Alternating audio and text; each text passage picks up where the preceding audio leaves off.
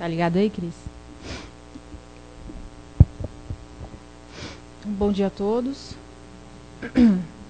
Antes da gente começar os trabalhos, a gente dá os recados de sempre, principalmente para quem está pela internet, né, e não está pela primeira vez. A casa funciona segunda, terça e quinta às 20 horas, com palestras e passes, quarta-feira às 14 e sábado às 15, domingo às 10 da manhã, junto com a evangelização infantil. Só não funciona às sextas-feiras. O plantão de atendimento acontece meia hora antes das palestras, né, todos esses dias. O curso preparatório de Espiritismo já está em andamento, acontece aos sábados às 4h15 da tarde, mas quem quiser comparecer pode participar mesmo sem estar inscrito.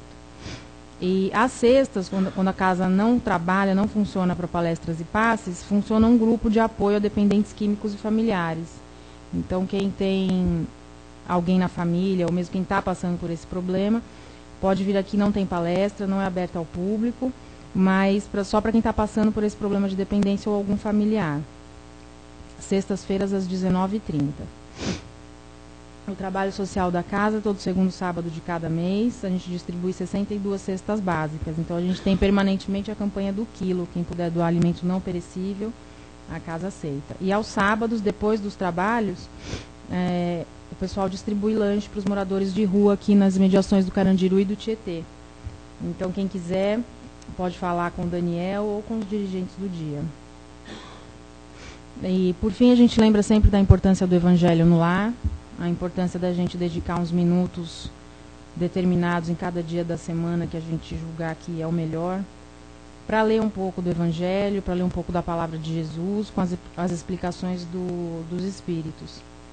Né? O ideal é que a gente faça isso em família, mas a gente sabe que nem sempre é possível. Então, se cada um de nós puder fazer isso individualmente, não puder fazer com a família, melhor, não tem problema. As pessoas vão se chegando aos poucos.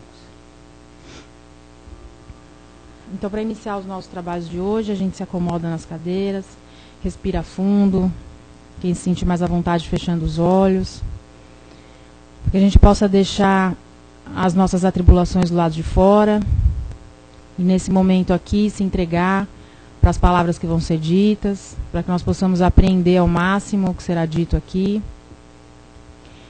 para que nós estejamos receptivos para receber essas bênçãos que vêm da espiritualidade maior dessa casa, que já preparou o ambiente, que acolheu a cada um que entrou aqui.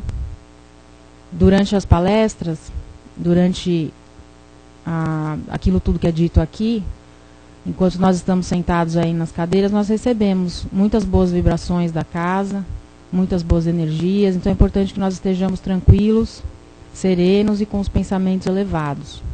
Que a gente possa levar um pouco de coisa boa daqui para a nossa semana, para o nosso dia a dia, para o nosso aprendizado, para a nossa evolução. Então que a espiritualidade abençoe a todos nós, nos ilumine o caminho, ilumine as nossas vidas, e que nós possamos aqui levar o melhor, para que saiamos daqui melhor do que chegamos. E que a espiritualidade maior também envolva o nosso amigo Sérgio com muito carinho, com muito amor, muita energia. Ele vai falar para a gente de solidão, as dores da alma.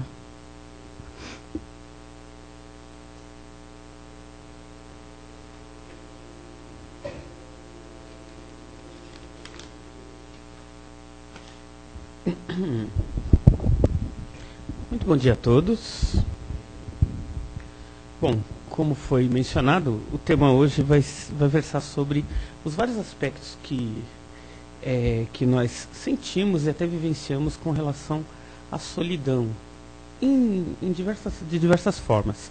A princípio, vamos entender o seguinte: tudo e qualquer coisa que um ser humano expressa na vida é reflexo interior. Exemplo, quando a pessoa sente a famosa solidão, na vida diária mesmo, ela não é por si só o fato de se sentir só. Vamos explicar melhor. Quando uma pessoa, por acaso, fuma e tem um vício do cigarro, o primeiro aspecto que a gente vê numa pessoa dessa é de que o vício é o cigarro. Psicologicamente, não. Quando a pessoa fuma, o problema dela levar para ela a depender de alguma coisa é o aspecto psicológico, sempre. Tanto é que quando uma pessoa para de fumar, normalmente ela troca o hábito. Ela vai e começa a engordar. Aí a amiga fala, você está engordando? O que está acontecendo? Aí que eu parei de fumar. O problema psicológico continua. Ela simplesmente parou, trocou um vício por outro. Se ela parar de controlar por alguma coisa, de alguma forma, agora eu vou tentar parar de comer demais, porque eu parei de fumar, provavelmente vai desencadear um outro aspecto. Reação. Nós vivemos dentro de reações. Dificilmente um ser humano para analisar o que acontece dentro dele. Nós dificilmente paramos para analisar, afinal de contas, o que desencadeia em nós tantas reações. A gente vive no dia a dia em contínuo reflexo, ato-reflexo. Nós simplesmente respondemos ao mundo. Pouquíssimas pessoas param para se autoanalisar. E aí o que acontece? Normalmente, por vivermos essa síndrome, segundo a psicologia moderna, SPA, né? A síndrome do pensamento acelerado, a maioria de nós vive correndo. Então corre de um lado para o outro, nós dificilmente achamos que nós não temos mais tempo para nada, então nós vivemos num mundo em que a SPA é uma coisa normal. Eu vou trabalhar, eu volto, eu vou para casa, eu vou para o estudo, eu vou fazer alguma coisa, então nós vivemos acelerados. E nesse sentido, cada vez temos menos tempo de sequer parar para analisar o que acontece conosco intimamente. Aspecto normal, então, do que acontece com a maioria de nós é que, pelo fato da gente viver essa aceleração muito grande, nós não temos tempo para analisar o que acontece nos aspectos mais íntimos nossos. Então, quando nós nos irritamos com alguma coisa no dia a dia, nós percebemos a irritação. O aspecto interior a gente dificilmente para analisar. Por que eu estou irritado? Por que isso me irritou? Por que eu fiquei bravo agora? Por que tal pessoa me irritou quando ela falou algo que não deveria me irritar em qualquer momento? Notemos que esses são reflexos interiores que vêm à tona, mas a gente não percebe. É igual a pessoa que para de fumar, mas não vê que o reflexo dela fumar é ato contínuo de uma necessidade psicológica. Ela tinha que analisar o psicológico lá, o que realmente desencadeou esse desequilíbrio e fez com que ela fumasse, ou bebesse, ou se drogasse. Porque tudo que nós fazemos na vida que desencadeia em vícios tem um ato contínuo psicológico. Alguma coisa no nosso interior não foi trabalhada. A Joana de Ângeles, ela constantemente nos diz o seguinte: o espírito, quando reencarna, ele traz aspectos da vida pregressa dele, mas ele vai adquirindo essa lembrança, não a lembrança nítida, óbvio, mas a lembrança psicológica, porque nós não temos a lembrança nítida do que nós fomos no passado, mas nós trazemos traços da nossa vida passada. Então, se a gente é orgulhoso, se a gente é prepotente, se a gente é humilde, se a gente é calmo, isso vai vir no decorrer da nossa vida de infância. E ela disse que até os 7 anos nós tendemos a vir trazendo esse aspecto psicológico. Então, nós vamos percebendo que a criança vai adquirindo cada vez mais autonomia, conforme vai passando os anos. Até nos 7 anos, ela adquire aquela autonomia natural, que é o aspecto psicológico do que o espírito traz da vida pregressa. Então, até os 7 anos. E ela disse que aí também mora o grande perigo. Por quê?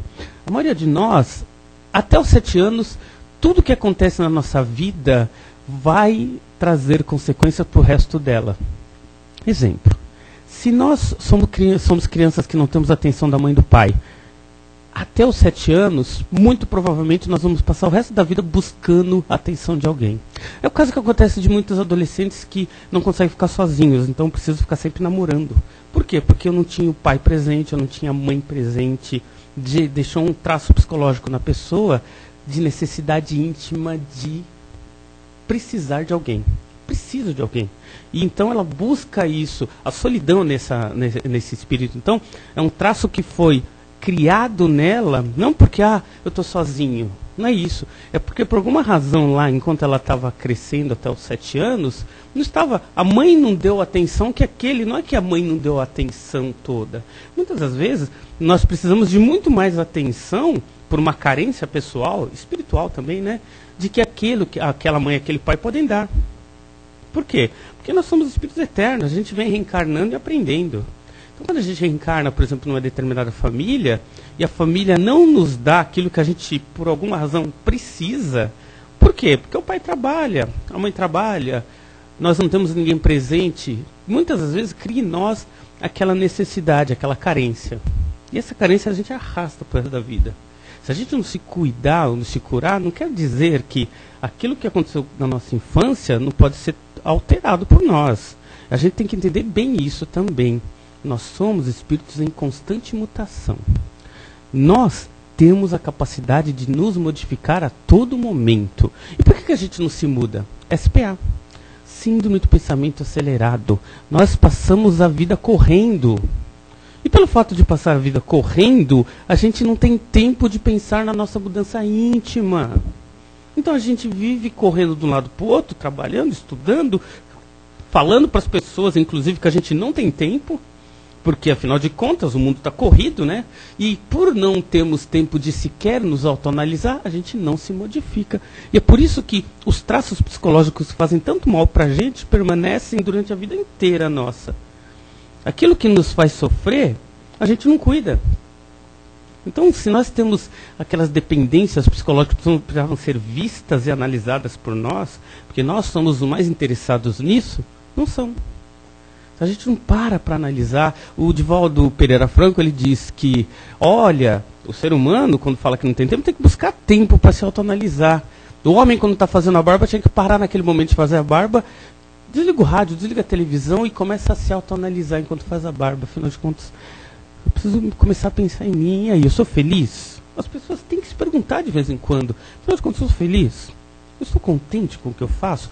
As mulheres, quando estão no cabeleireiro, que beleza, né? Estão lá esperando na fila lá para ser atendida. Começa a pensar em si. Ah, não, vou pegar caras aqui do lado e vou ver a vida do... Nada contra, faz parte da vida isso até. Mas era bom a gente começar a buscar nos elementos dos tempos em que a vida nos dá, por exemplo, fila do banco. Autotransformação na fila do banco, uma maravilha. Aquela fila imensa, você está esperando para ir para o caixa, espera aquele momento para pensar em si. Enquanto o caixa do banco, do mercado, qualquer fila, do teatro. Obviamente que a gente está sozinho, né? Porque está com os amigos a gente não vai ter tempo para conversar. Mas se a gente está sozinho, aproveitar esses tempos para se autoanalisar. Se perguntar, começar a tirar de dentro de nós as amarras que nos prendem, que nos fazem sofrer. A solidão que se diz hoje na sociedade é justamente a falta dessa transformação interior. E a gente vai se sentindo cada vez sozinho, sozinha, para as mulheres, justamente porque nós não conseguimos nos desamarrar de coisas que nos prendem lá no fundo. A gente acha que não tem tempo. Tem que buscar no nosso meio, nas coisas que nós fazemos no dia a dia, o tempo necessário para essa transformação. Ah, não preciso daquele fim de semana prolongado na praia para sentar na areia para pensar nisso. Porque quando eu estiver lá, com certeza eu não vou pensar nisso. Vou pensar em alguma outra coisa. Então a gente tem que aproveitar o nosso dia a dia para começar a pensar nessa transformação. No dia a dia, para a gente começar a pensar em mudanças, para mudar a nós e a nossa família também. Que tal estabelecer um dia sem televisão? Não, a gente não quer ser radical, pelo amor de Deus. Daqui a pouco a gente vai falar, nossa, absurdo não ligar. Olha que absurdo, hein? Se a gente falar um dia sem televisão, as pessoas já se assustam. Um dia sem ligar a TV? Por que não? Por que um dia sem som na nossa casa? Porque a maioria de nós precisa estar constantemente envolvida no som, no rádio, no carro, no Walkman, porque a gente não pensa em nós. Então a gente precisa sempre estar ligado em alguma coisa. Essa síndrome do pensamento acelerado faz com que a gente vai se ligando e vai se desconectando da gente mesmo, óbvio. Porque a gente precisa do som da TV da nossa casa, a gente precisa do som do carro ligado, a gente precisa do som do nosso Walkman no trem, no ônibus, e a gente então vai vivendo essa vida, e essa dissintonia conosco mesmo acaba sendo natural. Não mudamos. Lógico que em nenhum momento da nossa vida a gente vai encontrar tempo para mudar. Em algum momento a gente está sempre fazendo alguma coisa, até quando estamos parados, estamos fazendo alguma coisa. Fazendo o quê? Escutando a música de alguém, vendo a notícia de alguém, pegando o jornal para ver alguém. Então nós vamos nos desintonizando. Então a gente tem que fazer o movimento contrário, sintonizar. Buscar no intermeio desses tempos onde a gente pode sintonizar de novo com o nosso interior. Nossa busca. E essa questão da solidão, ela é tratada de diversas formas no mundo atual. Olha o que acontece no mundo atual. Nós temos aí os Facebooks da vida, os Orkuts e tudo mais, e as pessoas, dentro dessa sintonia nova que a internet dá, faz com que as pessoas se desconectem cada vez mais. Óbvio, desconectar, mas por quê? A internet está me conectando, olha só, meu amigo fez aniversário, eu mandei, digitei, feliz aniversário, muito bom. Foi visitar um amigo no dia do aniversário? Ligou para ele? Não, porque a internet, o Orkut está lá. Para que eu vou ligar para a pessoa agora? Olha a sintonia. Então nós precisamos também voltar a conectar com as pessoas.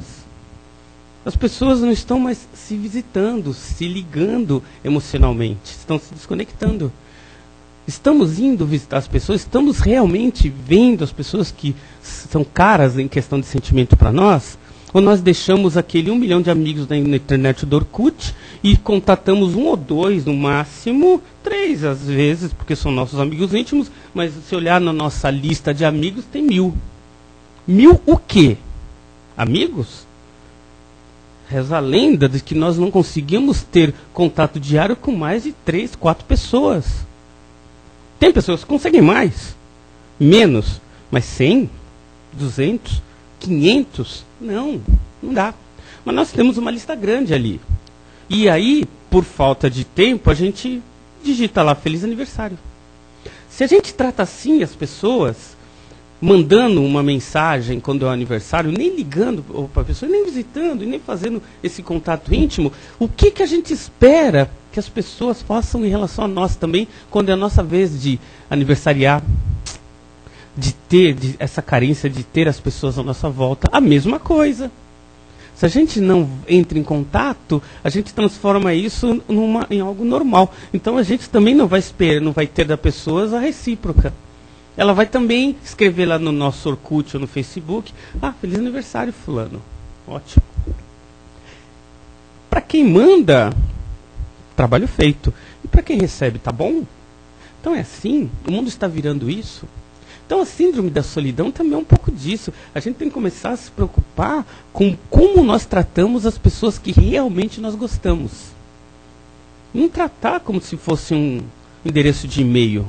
Não tratar como se fosse apenas uma página na internet. Vamos tratar as pessoas como pessoas.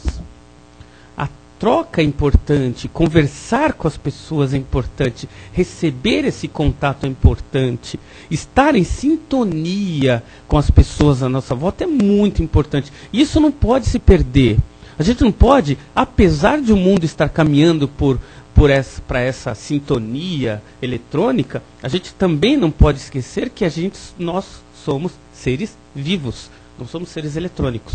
Nós estamos em constante contato uns com os outros. Isso deveria ser comum e deveria fazer parte do nosso convívio para quê? Para que a gente continuasse convivendo com as pessoas, visitando as pessoas, conversando e não só digitando na página dessas pessoas. Então, coisas desse tipo leva justamente a nos sentir sós. Por quê? Estamos nos separando. Saiu uma estatística recentemente, até os americanos que são muito bons em estatísticas, e fizeram um levantamento, descobriu-se que de cada 10 adolescentes, 7 preferem ficar em casa conectado à internet e a sair com os amigos. O que acontece com uma sociedade que está caminhando para esse tipo de sintonia? As pessoas vão cada vez mais ter menos contatos. A solidão aumenta a partir do momento em que a gente vê menos, conversa menos, se agrupa menos. E a gente acha que está acontecendo justamente o contrário. Não, porque agora eu consigo conversar com várias pessoas, mas eu não estou em contato com as pessoas, não estou convivendo com essas pessoas. Então a gente tem que sempre se lembrar disso. Somos seres humanos, não eletrônicos. O contato eletrônico tem que ter, sim. A vida em comunidade cibernética vai continuar do mesmo jeito que está. Mas a gente tem que sempre pensar, afinal de contas, o que estamos fazendo para continuar convivendo com as pessoas que realmente fazem parte da nossa vida? Estamos indo ao encontro delas? Estamos ligando de vez em quando para elas? Estamos conversando? Ou estamos simplesmente mandando recadinhos. Então, dentro do aspecto natural, é isso que acontece. Agora, obviamente que essa solidão íntima que aflora na sociedade, ela acaba desembocando nas uniões, casamento. Por que no casamento? Ora, simples. O André Luiz, no livro Ação e Reação, ele dizia o seguinte, uma das pesquisas dele: afinal de contas, quando um espírito precisa de uma necessidade kármica para poder ficar com uma outra pessoa, digamos, eu, Sérgio, por alguma razão fiz mal para uma outra pessoa qualquer e aí reencarno. Nessa encarnação, nós vamos ter um relacionamento kármico. Kármico? Sim, necessário. Por quê? Porque eu preciso conviver com essa pessoa. Mas e se eu não quiser? Se eu não quiser, ainda existe o livre-arbítrio. Mas o que faz a doutrina, o que faz a espiritualidade para que eu, mesmo não querendo, porque eu não quero conviver com uma pessoa que em algum momento, psicologicamente, eu fiz algum mal para ela lá atrás. Mas eu não lembro disso. E provavelmente nem a pessoa.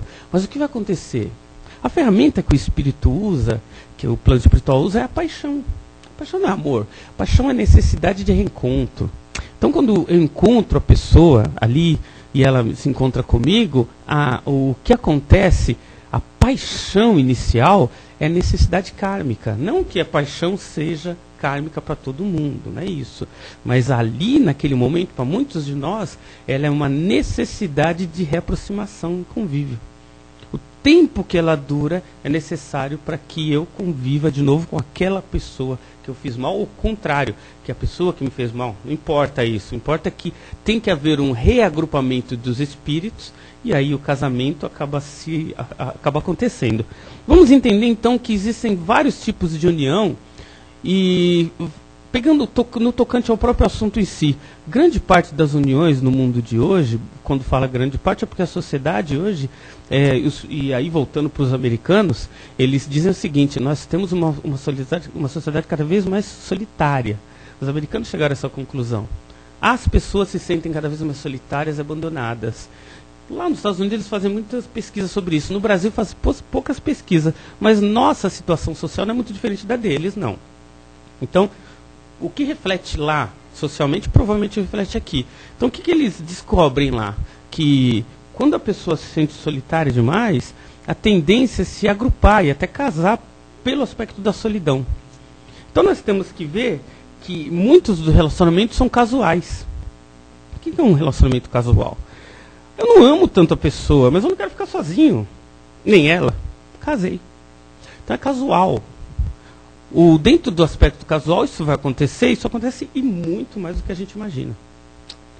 Pelo fato da pessoa achar que não vai encontrar ninguém, pelo fato da pessoa trazer da infância aquela rejeição familiar dela, não é da família. Por quê? Porque eu preciso de alguém, porque eu não consigo viver sozinho, sozinha. Então, nesse aspecto, o casual vai acontecer muitas vezes. Vou namorar muitos anos, vou acabar casando com aquela pessoa. E muitos casamentos vão se dar pelo casual por muito tempo. Por quê? Ao respeito. Um respeita o outro, não ama. Eu te amo. No sentido mais, acho que magnânimo da palavra. Não, mas é casual. Eles convivem. E estão bem. Não existe nada contra isso. Apenas é um fato. Acontece. O casamento casual, ele acontece porque ambas as partes, nesse sentido, estão solitárias. União de partes solitárias dá-se casamentos casuais. Normal isso. Isso acontece e provavelmente sempre aconteceu. Por quê? Porque nós somos seres humanos coletivos. Nós, basicamente, os seres humanos na Terra, nós convivemos em grupos desde sempre. Dificilmente nós vemos uma pessoa, não, eu vou viver sozinho, eu vou morar na montanha, eu vou sair da sociedade. É muito raro pessoas com esse aspecto. Mas os opostos aí, aquele que quer viver sozinho é um oposto, e aquele que é muito carente é outro oposto. O que quer viver sozinho vai viver sozinho, não vai nem ligar para isso. E o carente, a pessoa, aquele ser muito carente, vai ter tanta necessidade que provavelmente, quando não der certo um casamento casual, ele provavelmente vai para um outro casamento casual e para um outro casamento casual. Então isso vai acontecer. São as pessoas que nunca vão conseguir ficar sozinhas. vou amar em algum momento? Agora é difícil, por quê? Porque a carência muitas vezes até apaga o sentimento de paixão que ela pode sentir por alguém. O medo da solidão é tão grande que a pessoa acaba se amarrando às pessoas justamente para não ficarem sós. Isso acontece. E aí tem também aqueles provatórios. Casamentos provatórios, aqueles que é comum, muitas vezes, nós desencarnamos por alguma razão e lá estamos conversando, e aí no mundo espiritual, estamos lá. E aí vem os mentores lá espirituais conversando com a gente e falam, olha Sérgio, seria bom que você convivesse com fulana de tal, por quê? Para que vocês reatassem os laços de amor. Então é uma provação. É de comum acordo meu, é de comum acordo dela, então nós acordamos, olha, vamos fazer. Eu amo a pessoa? Não é um relacionamento traçado por uma história de amor que vem por muitos anos. É um relacionamento que vai acontecer na Terra porque vai ser de aprendizado para as duas partes. Provação. Então reencarna o Sérgio, reencarna outra pessoa e por alguma razão nós vamos nos encontrar, aí a ferramenta da paixão vai acontecer, porque é preciso que haja paixão para haver ligação entre os seres e a gente acaba se casando. O casamento vai durar ou não de acordo com o quê? Com as necessidades, capacidades e evolução individual de cada um, porque o amor vai acontecer, neste caso, quando as pessoas realmente se aceitarem. Se eles se aceitarem, pode até acontecer de aquele respeito se tornar amor. Por quê? Porque é uma provação. Eu não venho de uma outra encarnação com a necessidade de ter o convívio com aquele espírito. Mas se eu respeitar e se eu realmente me colocar na situação de aprendiz e a pessoa também, aquele respeito se torna amor. É natural isso. É o caminho natural. As pessoas que resolvem amar, amam. Porque o grande erro nosso, e a grande maioria de nós ainda vive com aquela síndrome do mas eu perdi o amor, não amo mais. Não amo mais, então vou separar. Comum isso nos dias de hoje. Eu não amo mais. Amei e agora não amo. E notem que esse não amo mais é porque a pessoa decidiu não amar. Não é porque veio de fora. A pessoa perdeu o interesse e ela focou em outras coisas. É uma decisão pessoal. Quando a pessoa decide conviver, convive e bem. E aquilo se transforma em amor. Quando ela decide não amar mais, não adianta, não vai. Então é uma decisão pessoal. Eu não quero mais. Ponto. E aí, quando a pessoa se decide, o inconsciente dela já está trabalhando outros aspectos da vida com outras pessoas. Então o casamento ali vai dissolver mesmo, não vai ter jeito. E dentro do aspecto da provação, grande parte dos relacionamentos são realmente provações, são espíritos que vêm para aprender uns com os outros. O amor pode acontecer se ambas as partes se conciliarem no respeito mútuo. E aí se transforma em amor natural. E aí tem aquele outro tipo de relacionamento que até a gente comentamos logo no começo, que é expiatório. Houve um grande mal da minha parte ou de uma outra parte, não importa, mas não sou eu mais que decido. Não vou mais decidir. Eu estou aqui encarnado, solitário ou não. Quando eu encontrar a pessoa, ela me encontrar, vai haver a paixão. Vou me apaixonar. Mas não foi eu que decidi. Não foi uma aprovação. Olha, Sérgio, seria bom, vai ser bom se você se relacionar mais com ela, se relacionar com a pessoa. Só uma aprovação. Expiatório não. Eu não sou eu que decido. Eu estou aqui, a pessoa está lá, também a gente se reencontra e ficamos juntos, porque a paixão é avassaladora, eu não penso mais em nada, nem ela, a gente se casa. Muito forte. Expiatório. Quanto mais forte a paixão, maior a expiação. Por quê? O amor é harmônico. Aquela paixão muito grande, aquela paixão que eu vou abandonar minha família, eu vou ir para o interior, eu vou morar na comunidade, eu não quero saber mais do meu pai e da minha mãe. Expiação. Podem ver. Aquelas paixões que elas são desequilibrantes são sempre paixões expiatórias. O espírito ele está indo para conviver numa situação muito mais difícil do que se fosse harmônico. Vai passar por expiação. Os pais, a mãe, o pai obviamente não entende o que acontece com a menina, com o menino quando acontece isso. Mas meu filho estudou tanto, agora vai morar lá, minha filha agora vai, né, eu acabei batizando uma menina, vi ela crescer, agora Eu, Sérgio, contando um caso que eu batizei minha afilhada, com 15 anos, ela se apaixonou por um rapaz, se apaixonou desesperadamente por um rapaz com 15 anos e abandonou a casa dela para morar com o rapaz. A mãe, desesperada, foi buscar a primeira vez. Com 16 anos, ela já estava querendo sair. Com 17, a mãe falou, olha, Sérgio, o que eu faço? Eu falei para ela, pessoalmente falei, olha, é expiação. Paixão desse tipo é além das nossas forças. Você tem que deixar ela viver a vida dela. E com 17 anos, ela largou tudo e foi morar com o rapaz. Morava numa situação difícil e a família numa situação muito melhor. Mas a expiação é isso. A pessoa não vai se prender às condições monetárias, coisas desse tipo. A paixão é tão grande que ela perde o equilíbrio do raciocínio. E vai viver aquilo. Vai passar por situações dificílimas, vai passar por provações grandes, mas é uma necessidade do espírito. Por isso, expiação. E é por isso que a força da paixão é tão grande. Para que a pessoa realmente viva aquilo. Vai chegar um dia em que ela vai se equilibrar e vai viver uma situação melhor, porque ela está aprendendo ali. Então ela aprende e melhora. Cresce com isso. É que nós, no nosso meio, a gente não consegue entender isso. Mas nós temos que entender que nós somos espíritos em experiências no mundo. A gente está em experiência. A gente está experienciando aí o dia a dia. Não tem fórmula matemática pronta. A vida é assim, ó, segue aqui o roteiro. Acho estranho isso, né? Ó, vamos seguir um roteiro de aprendizado e ninguém vai sofrer mais com isso. Isso não existe. Ah, se é porque se você vier para a minha religião, ou se nós seguirmos o meu livro, ou se nós fizermos determinado trabalho espiritual, tua vida vai andar para frente. Isso não existe. Isso não existe. É que nós buscamos subterfúgio para melhorar magicamente a nossa vida. E a nossa vida, ela melhora de acordo com o equilíbrio. Kardec até comenta no Livro dos Espíritos. Quanto mais evoluído o espírito, menos sofre.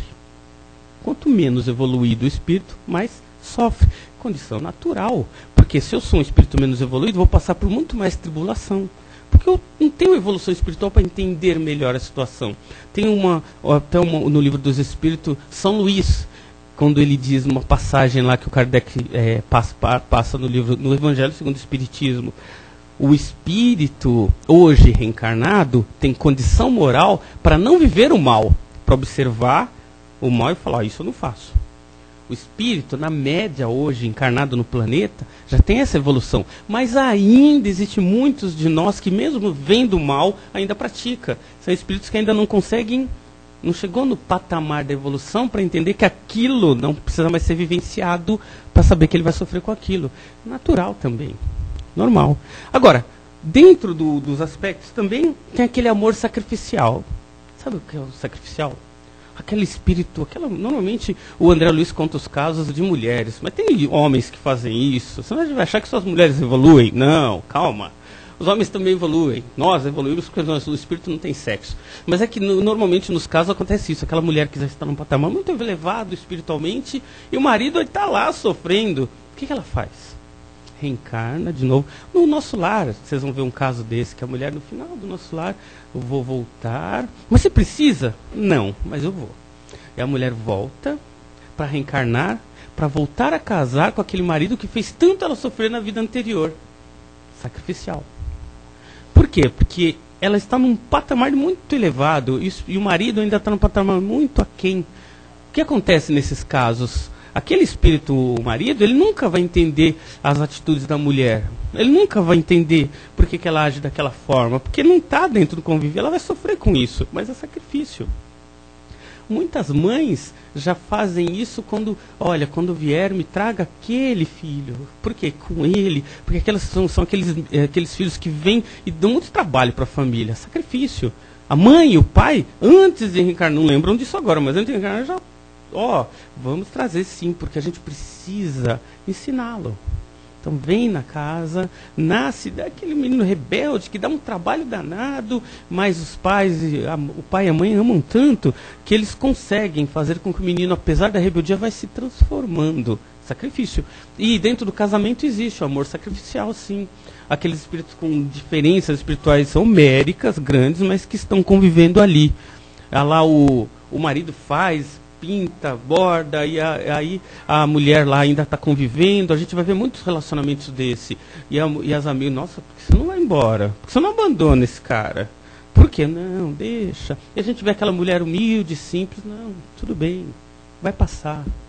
Lá no íntimo é um sacrifício, por um daqueles em que a mulher já veio sabendo que ia passar por isso.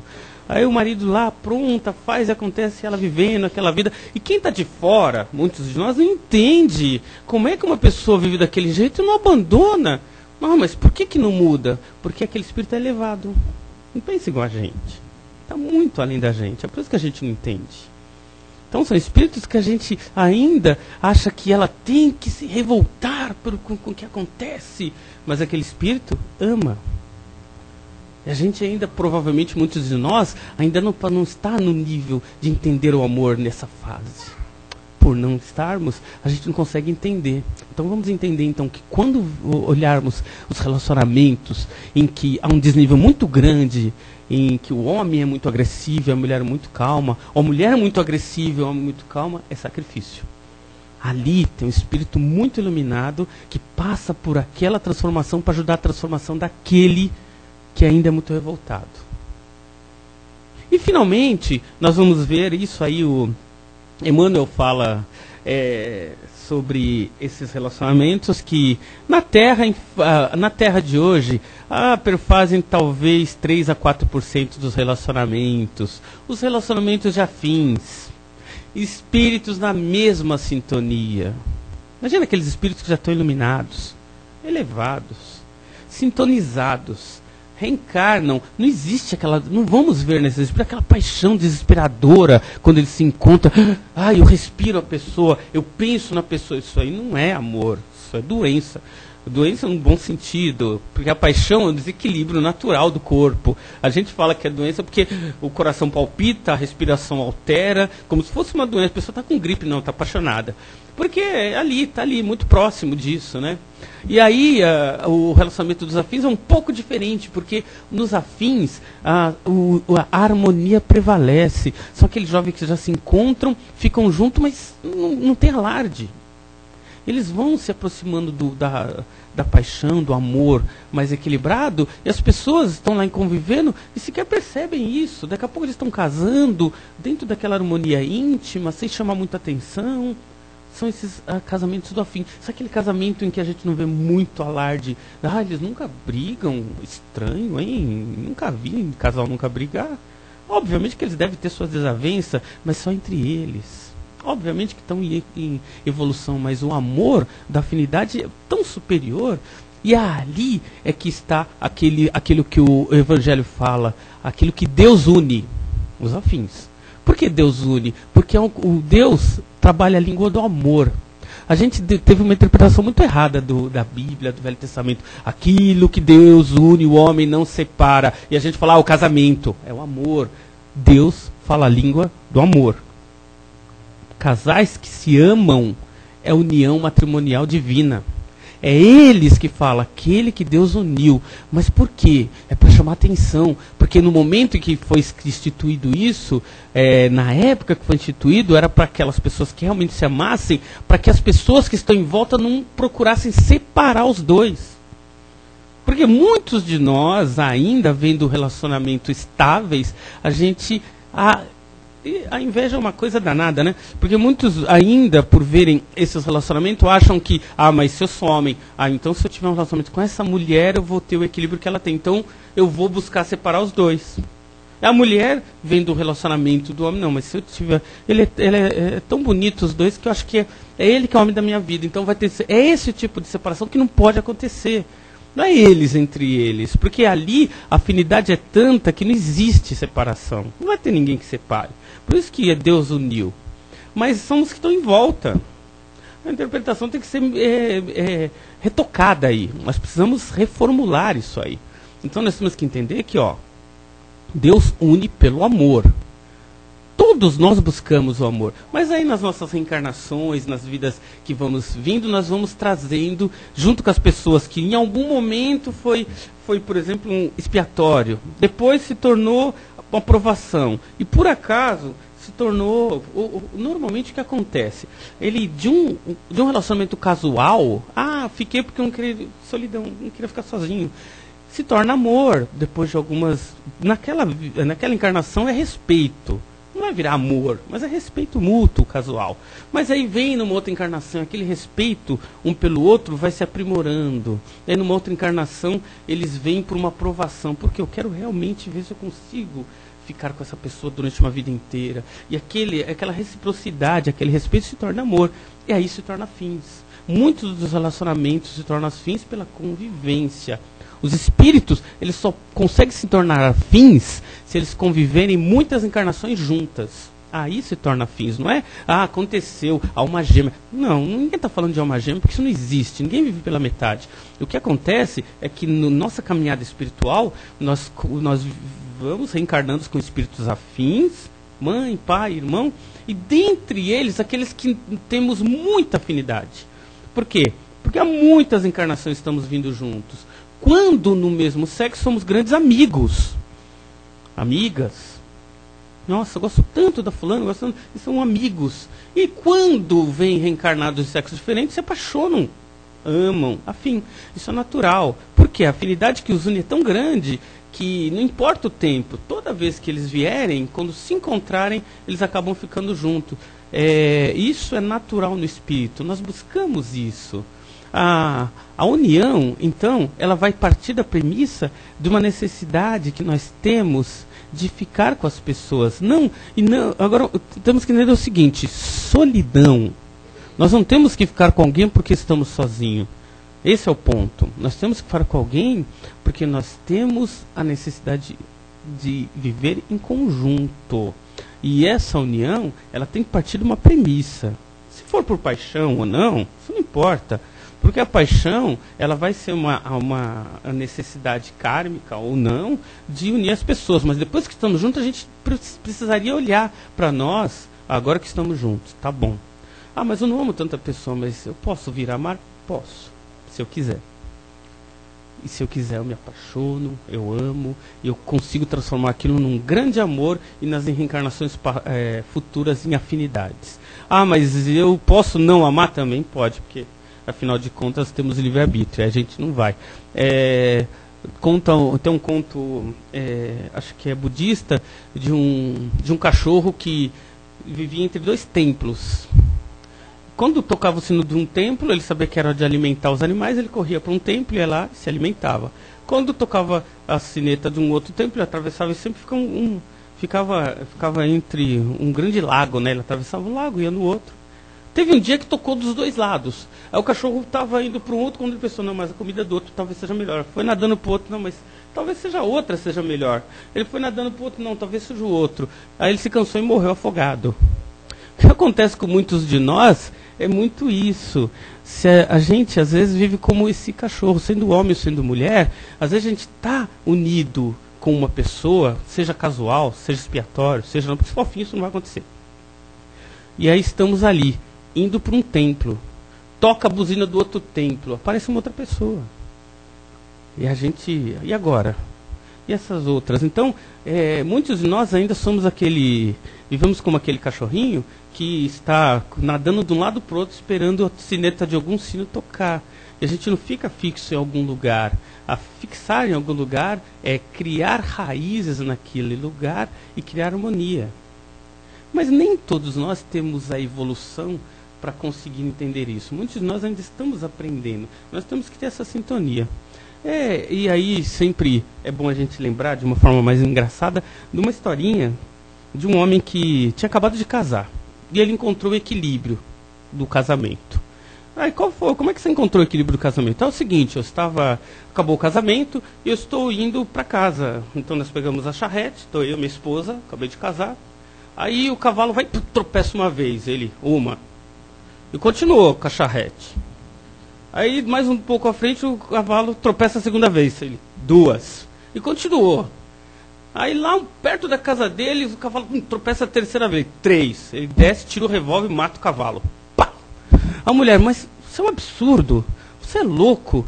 O cavalo, ele deu 3 tropeção e você vai e mata o cavalo? Isso não pode acontecer. Ele olha para a mulher. Nunca mais ela brigou com ele.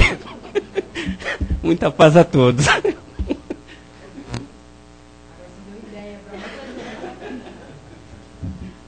vai chegar em casa hoje. Alguém gostaria de fazer uma pergunta, um comentário?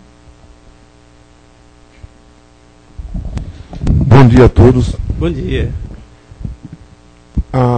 Final de semana agora, toda a mídia divulgou aí aquele caso de São Caetano, do garotinho que atirou na professora com 10 anos e se matou.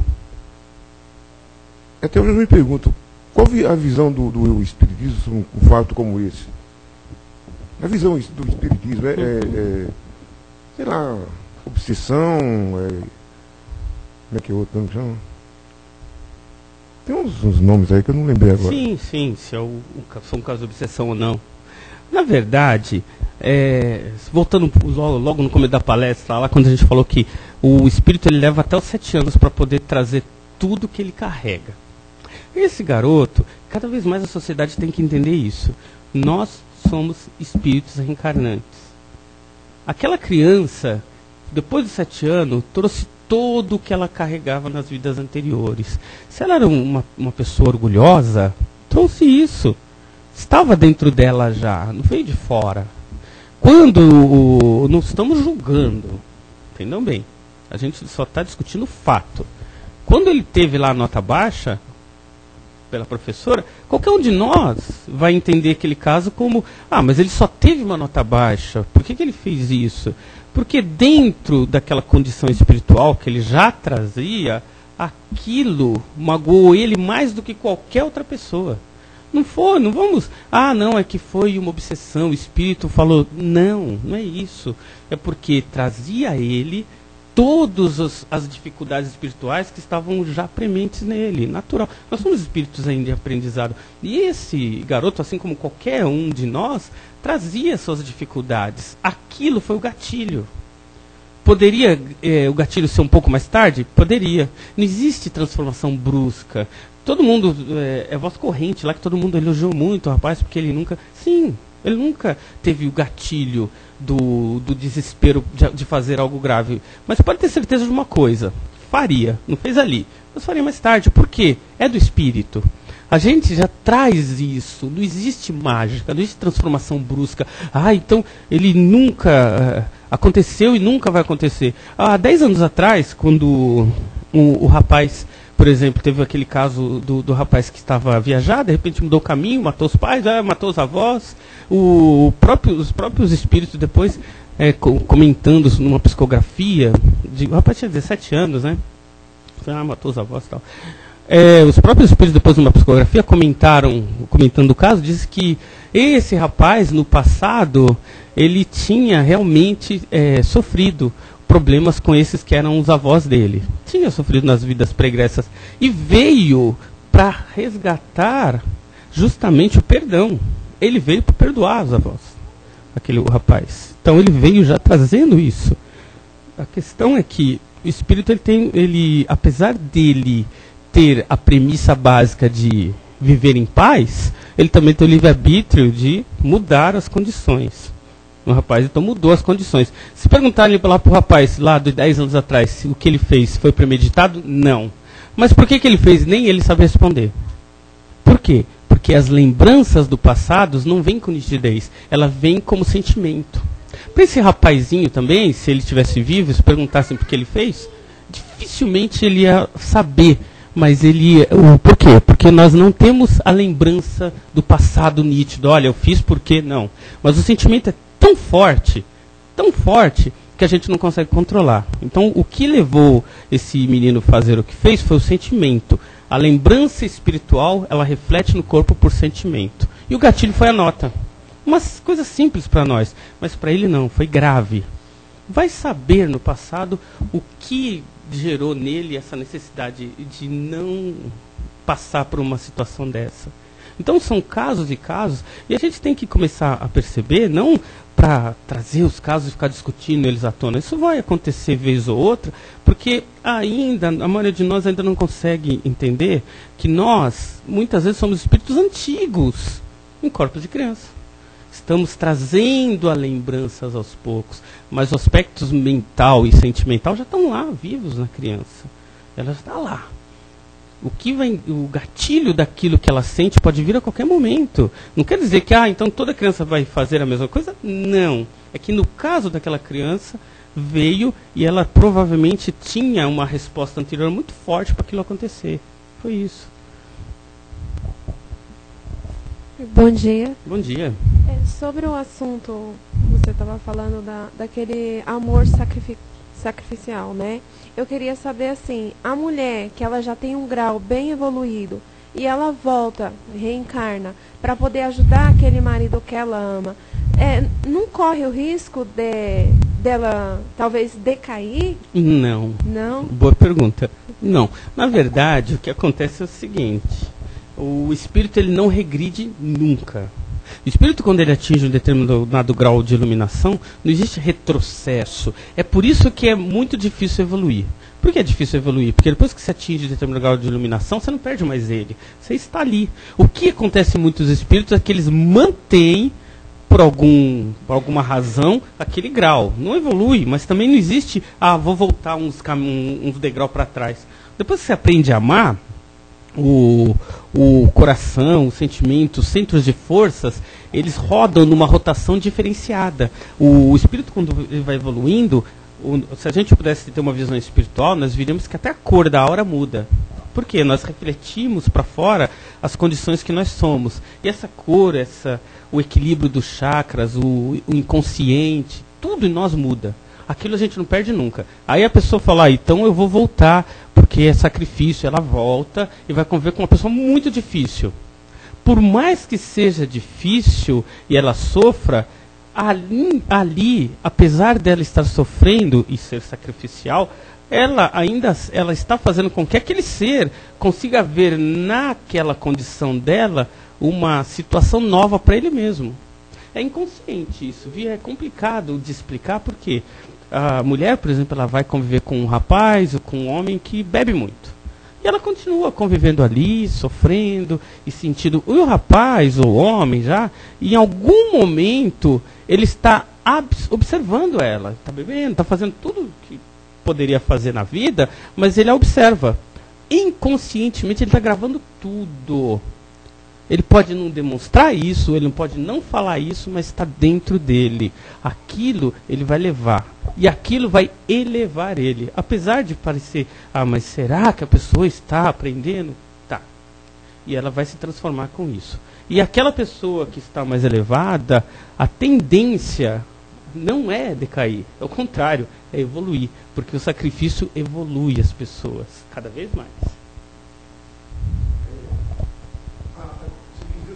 Que a humildade e a tolerância eleva mais a espiritualidade. Exatamente. É esse o ponto. Exatamente. Ela, sabendo passar pelo sacrifício, ela consegue se elevar cada vez mais.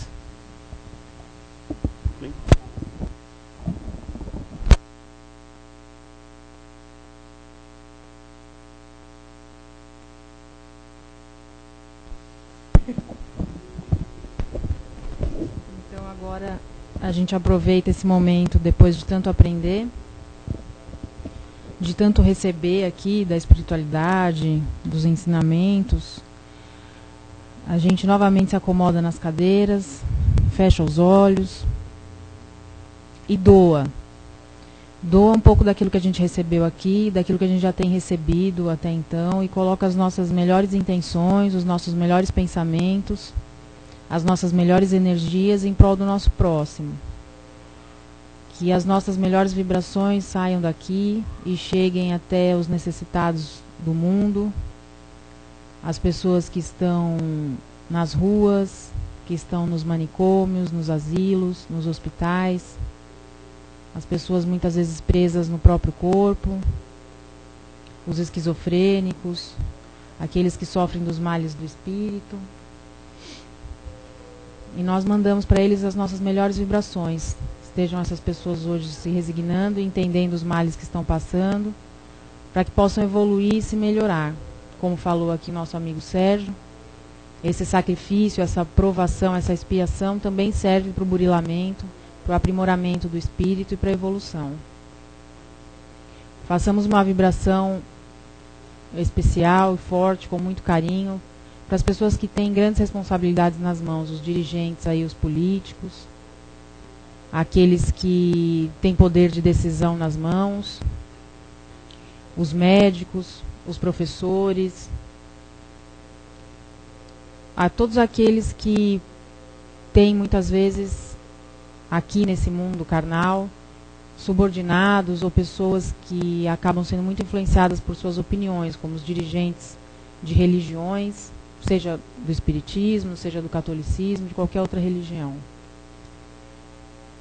Façamos uma vibração pelos nossos irmãos que estão hoje encarcerados, privados de sua liberdade, por suas famílias, pelos irmãos aí nos hospitais, fazendo tratamentos doloridos, aguardando muitas vezes um órgão para transplante, aguardando a cura para os males do corpo. Uma vibração especial para esses nossos irmãos e por seus familiares que sofrem ali ao seu lado. Pelas crianças nos orfanatos, nos abrigos, aguardando adoção, e especialmente pelos pais, pelos casais que estão aguardando pela chegada dessas crianças.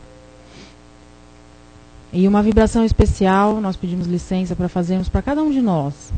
Uma vibração para aquilo, para aquela situação, ou para aquela pessoa, ou para nós mesmos, nós sabemos necessitado.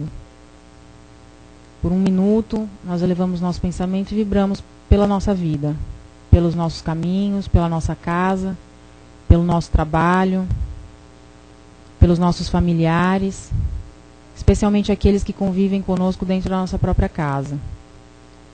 Local, primeiro, onde começa a nossa evolução, onde começa o nosso aprimoramento, dentro da nossa casa.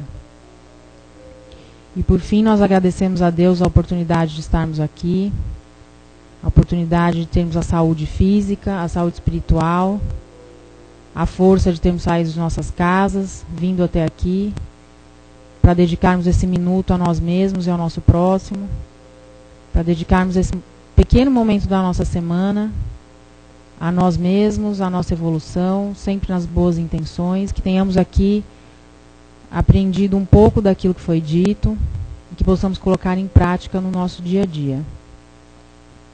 Agradecidos, nós aguardamos sentados nas nossas cadeiras o momento do passe, o momento de recarregar as nossas energias, as nossas baterias para a semana que se inicia.